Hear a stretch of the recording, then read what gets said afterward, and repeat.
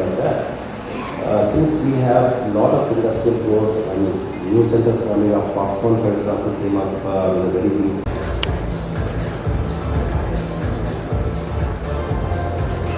Anish Agrawal, I represent a French company in Bangalore, Embellizo India Packaging Private Limited, and we produce temperature controlled packaging for all the pharmaceutical companies, and we were one of the pioneers during the COVID time to transfer all the vaccines in temperature controlled packaging, and we are one of the first company in packaging, temperature controlled packaging, to introduce sustainability in this sector.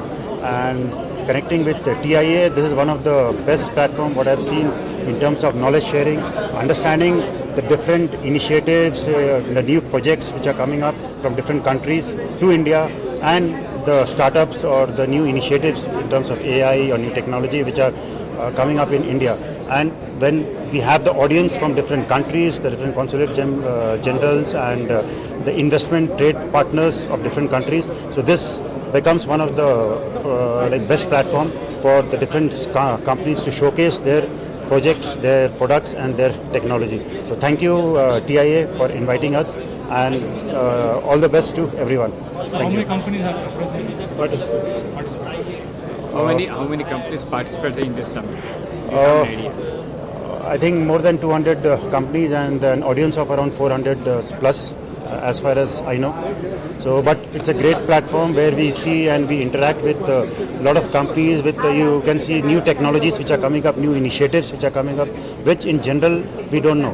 We see a lot of government officials talking about the big startups, incubators and all in this type of development. But in this platform, we directly meet them, and companies like us also, we can connect with them in development of the new products what we use in our solutions. So it's a good platform for us. Thank you. Dear ladies and gentlemen, dear Joes, now back to politics. But I can assure you I will keep it short, briefly, and hopefully you get some fruitful ideas from our side. As you have already heard, we are here with a small delegation from the hopefully already well-known state of North Rhine-Westphalia.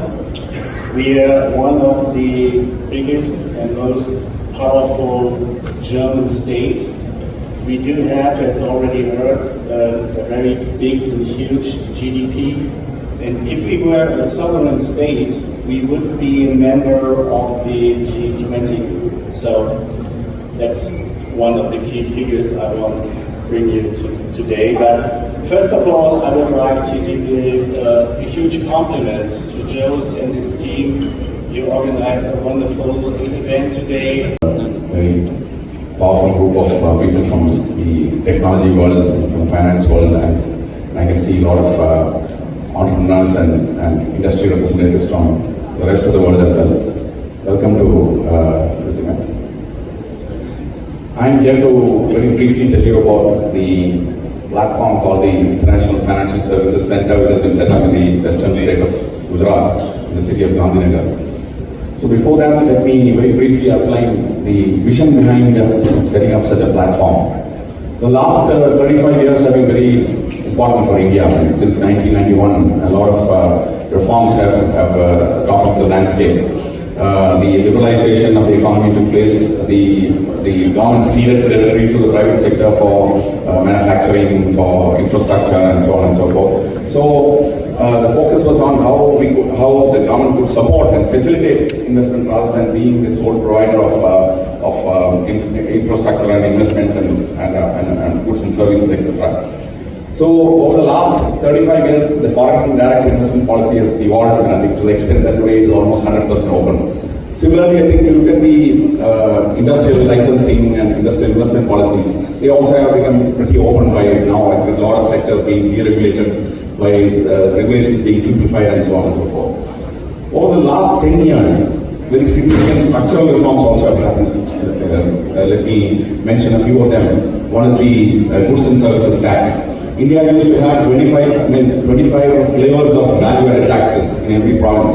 So taking a truck of goods from one end of the country to another end of the country was a nightmare. You had to cross 10 provinces, different checkposts, different forms, and so on and so forth. power your ambition with energy. And then we had Deepak saying, take your vision even higher, dream the impossible and do it. But now the question is, where is the money, right? So we will come to the real hard question of how can we raise capital for that idea that can take India to the next decade of growth, which means we are in 2025 now. When we reach 2035, can India be to the world a reliable partner, a reliable supplier, a reliable market, and overall a sustainable ecosystem enabler?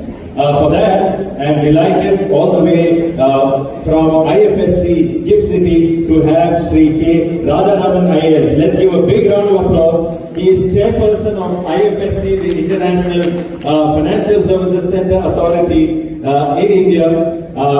He's a very powerful speaker, so he will not use any PowerPoint. I heard him at Copenhagen during the Tech Barbecue event and immediately became his fan because he was able to see people in their eyes. He is so good, he knows all the schemes, everything in his head, and he can convey exactly what needs to be done to make sure there is capital that helps to drive innovation in India. Hi, good morning. My name is Jose Jacob. I am curator and chairman for the India Advantage Summit. This is our 9th edition. So 9 years ago, we believed that India has a huge potential. The young people in India are innovators and they have products and solutions for the whole world. So we started this summit. We bring together sustainable solutions, startups, big companies and mid-sized companies so that the world will see what India has to offer and India will see what the world has to offer. So our event is like a bridge that connects the global ecosystem with the Indian ecosystem and enables solutions that can scale and solve problems to create a sustainable future. It's great to see over 300 participants coming from 15 countries. This event is for 2 days. Later today in the evening, we have a VC and Capital Roundtable with more than 50 venture capitalists in person and the IFSC chairman Radharaman sir, who will be chairing and saying how capital can find opportunity and how capital can deploy to bring solutions to scale. So all the contents are online at tiasummit.com, the website, so you can find all the tracks and all the speakers. There are some wonderful startups and some of them will go on to scale and become even bigger. Just a few names, Nammayatri, all of you know, the founder will be speaking here. There are some wonderful mobility, battery startups that will be speaking here. So we look for 2 days of innovation, conversation, collaboration and sustainability. Thank you.